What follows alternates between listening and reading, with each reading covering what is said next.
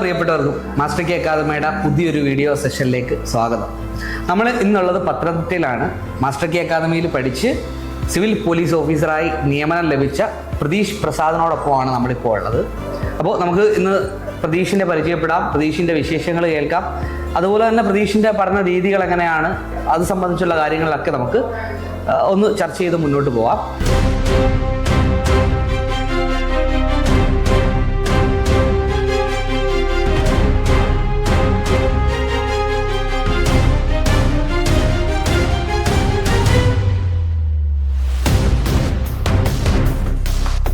അപ്പോൾ ആദ്യം തന്നെ നമുക്ക് പരിചയപ്പെടാം. പ്രതീക്ഷ സാർ, എല്ലാവിധ ആശംസകളും. Thank you sir. ഓക്കെ, അപ്പോൾ നമുക്ക് ബാക്കിയുള്ള കാര്യങ്ങൾ എല്ലാവർക്കും അറിയേണ്ട കുറേ കാര്യങ്ങളുണ്ട്. സാർ, പ്രതീഷിൻ്റെ പഠന രീതി അടക്കം എല്ലാ കാര്യങ്ങളും അറിയേണ്ടതുണ്ട്. അപ്പം അത് ഏറ്റവും കൂടുതൽ ഈ വിജയികളുടെ വിജയം എങ്ങനെയായിരുന്നു എന്നാണല്ലോ എല്ലാവർക്കും അറിയേണ്ടത്. ഇനി പുറകെ വരുന്നവർ ഫോളോ ചെയ്യേണ്ടതും അത് തന്നെയാണ്. മാസ്റ്റർ കി അക്കാദമിയിൽ പഠിച്ച് ഇപ്പം നിലവിൽ സിവിൽ പോലീസ് ഓഫീസറായിട്ട് നിയമനം ലഭിച്ചു. അപ്പോൾ ആ വന്ന വഴി എങ്ങനെയായിരുന്നു?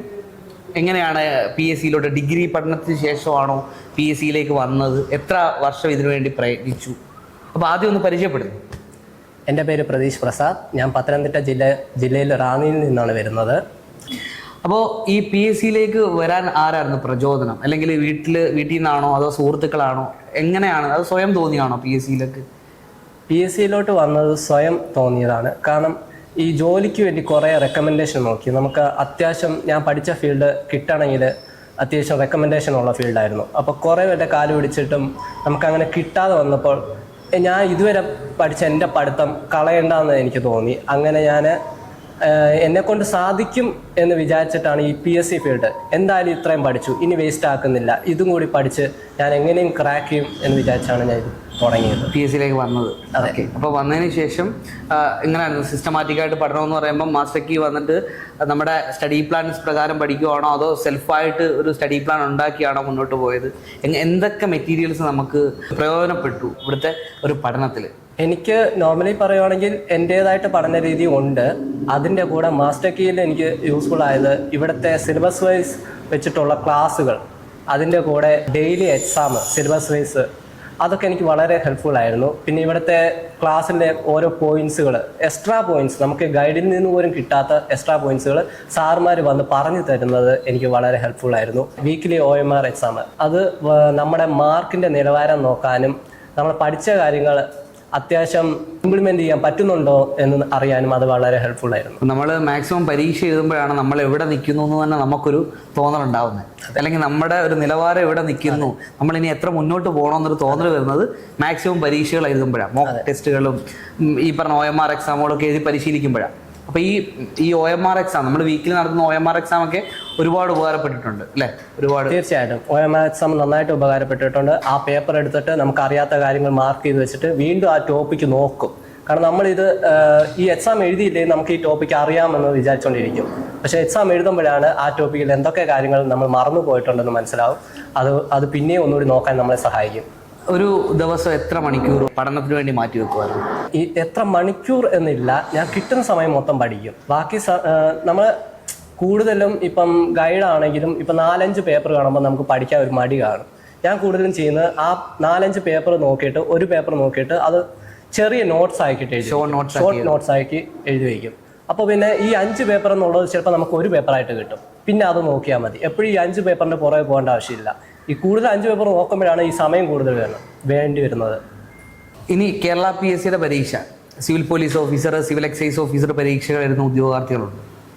അതൊരു സ്വപ്നമായിട്ടൊക്കെ കരുതുന്ന ആളുകൾ ഒരുപാട് പേരുണ്ട്. അതിനുവേണ്ടി ഇപ്പോഴേ പ്രയത്നിക്കുന്ന, അല്ലെങ്കിൽ നേരത്തെ പ്രയത്നിച്ചപ്പോൾ കിട്ടാതെ വന്ന ആളുകളൊക്കെ. അവരോട് പറയാൻ എന്താ ഒരു സന്ദേശം, എന്താ അവരോട് പറയാനുള്ളത്? എല്ലാവരും നന്നായിട്ട് പഠിക്കണം, ക്ഷമ വേണം നമുക്ക്. എന്ന് വെച്ചാൽ നമുക്കിപ്പോൾ 2 എക്സാം എഴുതി കിട്ടിയില്ലെന്ന് വിചാരിച്ച് നമ്മളത് ഇട്ടേച്ച് പോകരുത്. നമ്മൾ അത് പഠിച്ച് എഴുതിയാണ് നമുക്കത് ഒരു ഉന്നത റാങ്കിലേക്ക് എത്തുന്നത്. അത് ഒരു സ്മാർട്ടായിട്ട് വർക്ക് ചെയ്യണം. കൂടുതലും നമ്മൾ ഒരു ടോപ്പിക്ക് വെച്ചുകൊണ്ട് ഇരിക്കരുത്. നമ്മൾ എങ്ങനെ എക്സാം ക്രാക്ക് ചെയ്യണമെന്ന് നമ്മൾ ഈ PYQ വഴി നമുക്ക് അറിയാൻ പറ്റും. നമുക്കത് നോക്കുമ്പോൾ നമുക്ക് പ്രീവിയസ് ടോപ്പിക്കാണ് റിലേറ്റ് കൂടുതലും വരുന്നതെന്ന് നമുക്ക് മനസ്സിലാവാൻ പറ്റും.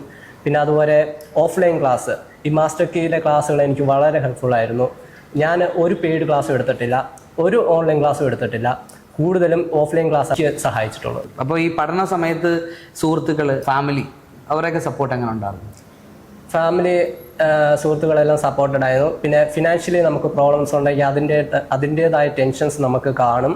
എന്നാലും നമ്മൾ വിട്ടുകൊടുക്കരുത്. നമ്മുടെ ലക്ഷ്യം, നമുക്കൊരു കോൺഫിഡൻസ് ഉണ്ടെങ്കിൽ അത് നമുക്ക് എടുക്കുക തന്നെ പറ്റും. അപ്പോൾ നിലവിൽ പ്രതീക്ഷ പോലീസിൽ വർക്ക് ചെയ്യുകയാണ്. എക്സൈസിൻ്റെ ലിസ്റ്റിലുണ്ട്, ASMൻ്റെ ലിസ്റ്റിലുണ്ട്.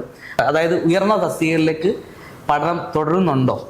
തീർച്ചയായിട്ടും നമ്മളിവിടെ വെച്ച് നിർത്തരുത്. സത്യം പറഞ്ഞാൽ ഇത്രയും പഠിച്ചു വന്നിട്ട് നമ്മൾ നിർത്തി കഴിഞ്ഞാൽ അത് മണ്ടത്തരമാണ്. എനിക്കിപ്പോൾ ട്രെയിനിങ്ങിലായതുകൊണ്ട് എനിക്ക് പഠിക്കാൻ സമയം കിട്ടുന്നില്ല. അതിൻ്റേതായിട്ട് നഷ്ടം എനിക്ക് തന്നെ കുറ്റബോധം തോന്നാറുണ്ട് ഇപ്പോൾ പഠിക്കാൻ സമയം കിട്ടാത്തതിൻ്റെ. അപ്പോൾ നമ്മൾ നിർത്തരുത്. ഇതിൻ്റെ വലിയ exam, higher degree level exams ഒക്കെ നമ്മൾ പഠിക്കണം, എഴുതണം, അത് ക്രാക്ക് ചെയ്യാൻ നോക്കണം. നമ്മൾ പഠിച്ച് തന്നെ വീണ്ടും വീണ്ടും പഠിച്ച് റിപ്പീറ്റ് ചെയ്ത് നമ്മൾ തറവ് വെക്കാൻ നോക്കണം. പ്രതീക്ഷ പത്തനംതിട്ടയിലെ ഓഫ്ലൈൻ സെൻ്ററിലാണ് പഠിച്ചത്, മാസ്റ്റർ അക്കാഡമി. അപ്പം പത്തനംതിട്ടക്കാരോട് പറയാനുള്ള, അല്ലെങ്കിൽ കൂടെ സുഹൃത്തുക്കളുണ്ട്, അല്ലെങ്കിൽ റിലേറ്റീവ്സ് ഉണ്ട്, അപ്പം അവരോടൊക്കെ ഈ സമൂഹത്തോട് പറയാനുള്ളൊരു സന്ദേശം എന്താ? പൊതുവെ പത്തനംതിട്ടയിലെ PSC സെൻറ്റർ കുറവാണ്. അപ്പോൾ നമുക്ക് ഏറ്റവും നല്ലൊരു PSC സെൻ്ററായിട്ട് കിട്ടിയിരിക്കുന്നതാണ് മാസ്റ്റേഴ്സ്. വേറെ ഒന്നും നിങ്ങൾ നോക്കേണ്ട ആവശ്യമില്ല. ഇവിടെ വന്നു കഴിഞ്ഞാൽ നിങ്ങൾക്ക് 100% കോൺഫിഡൻ്റ് ആയിട്ട് പഠിക്കാൻ പറ്റും. അതുകൊണ്ട് എല്ലാവരും ഇവിടെ വന്ന് ഓഫ്ലൈൻ ക്ലാസ് ജോയിൻ ചെയ്ത് നന്നായിട്ട് എക്സാം അറ്റൻഡ് ചെയ്ത് നല്ല ഉന്നത റാങ്കിൽ എത്താൻ ശ്രമിക്കുക. പ്രതീഷിൻ്റെ പ്രതീക്ഷകളും അതുപോലെ തന്നെ പ്രതീഷിൻ്റെ ആ നേട്ടങ്ങളെക്കുറിച്ചുമാണ് നമ്മൾ ഇന്ന് നിങ്ങളെല്ലാവരും കണ്ടിട്ടുള്ളത്. അപ്പോൾ പ്രതീഷിൻ്റെ നല്ല വാക്കുകൾക്ക് നന്ദി പറയുകയാണ്. അതോടൊപ്പം തന്നെ ഓഫ്ലൈൻ ബാച്ചുകൾ ആരംഭിച്ചിട്ടുണ്ട് പത്തനംതിട്ടയിൽ. ഒരു സർക്കാർ ഉദ്യോഗം സ്വപ്നം കാണുന്ന ഒരാളെ സംബന്ധിച്ച് നിങ്ങൾക്ക് ഒരു നല്ല പരിശീലനമാണ് നിങ്ങൾ ഉദ്ദേശിക്കുന്നതെങ്കിൽ മാസ്റ്റർ അക്കാദമിയിൽ നിങ്ങൾക്ക് ജോയിൻ ചെയ്യാനുള്ള എല്ലാവിധ സംവിധാനവും ഉണ്ട്, എല്ലാവിധ സൗകര്യങ്ങളും ഉണ്ട്. കമ്പൈൻ സ്റ്റഡി ഉൾപ്പെടെയുള്ള എല്ലാ സൗകര്യങ്ങളും ഇവിടെ അവൈലബിൾ ആണ്. ഓക്കെ, അപ്പോൾ എല്ലാവിധ ആശംസകളും. ഇനിയും മുന്നോട്ട് ഉയർന്ന വിജയം ഉണ്ടാവട്ടെ. ഡിഗ്രി ലെവൽ പരീക്ഷകളിലൊക്കെ നല്ല ഒരു വിജയം ഉണ്ടാവട്ടെ എന്ന് ആത്മാർത്ഥത ആശംസിക്കുന്നു. Thank you sir. ഓക്കെ.